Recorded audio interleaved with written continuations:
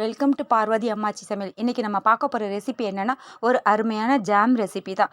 இந்த ரெசிபி நம்ம சீசனில் கிடைக்கும் போது நம்ம செஞ்சு வச்சுக்க முடியும். வாங்க வீடியோக்குள்ளே போவோம். இந்த ஜாம் ரெசிபி எப்படி செய்கிறதுன்னு பார்ப்போம். இதுக்கு தேவையானதுன்னா ஒரு 200 கிராம் நவாப்பழம். இது சீடு இல்லாத நவாப்பழம். அதை நம்ம நல்லா கழுவி கட் பண்ணிவிட்டு மிக்ஸி ஜாரில் போட்டு அரைச்சி வச்சுக்கணும் விழுதாக. இது நான் எடுத்துருக்கிற அளவுன்னா ஒரு 200 கிராம் எடுத்திருக்கேன். அதை ஒரு பேனில் போட்டு நல்லா கொதிக்க விடணும்.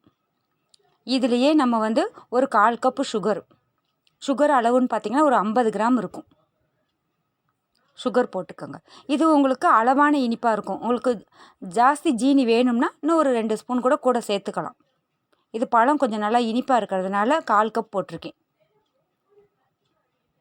இது நம்ம ஆடியிலேருந்து ஆவணிக்குள்ளே தான் சீசனில் கிடைக்கும்போது செஞ்சு வச்சுக்கிட்டோம்னா அவ்வளோ டேஸ்ட்டாக இருக்கும்.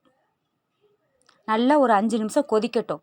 இது நம்ம வெறும் ஜீனி பாகு வைக்காமல் போட்டிருக்கனால முறிஞ்சு போன மாதிரி போயிடும். ப்ரிசர்வேட்டிவ்காக ஒரு 2 ட்ராப்பு லெமன் ஜூஸ் ஊற்றிக்கங்க. இதில் எண்ணெயோ நெய்யோ எதுவுமே தேவையே இல்லை. கொஞ்சம் கெட்டியாக வந்த உடனே எடுத்து ஆற வச்சுட்டு ஒரு பாட்டிலில் போட்டு வச்சுட்டிங்கன்னா அருமையான ஜாம் ரெடி ஆகிடும்.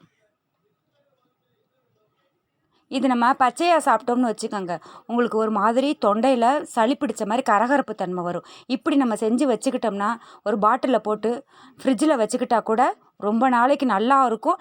டேஸ்ட்டு அப்படியே இருக்கும். நம்ம பழம் சாப்பிட்ட டேஸ்ட்டு அப்படியே இருக்கும். இந்த ஜாம் ப்ரெட்டோடு சாப்பிட சூப்பராக இருக்கும். இது சீசனில் கிடைக்கும் போதே நீங்கள் செஞ்சு வச்சுக்கோங்க. இந்த வீடியோ உங்களுக்கு பிடிச்சிருக்குன்னா லைக் பண்ணுங்கள், ஷேர் பண்ணுங்கள், சப்ஸ்கிரைப் பண்ணுங்கள். பக்கத்தில் இருக்கிற பெல் ஐக்கானை கிளிக் பண்ணுங்கள். தேங்க்யூ.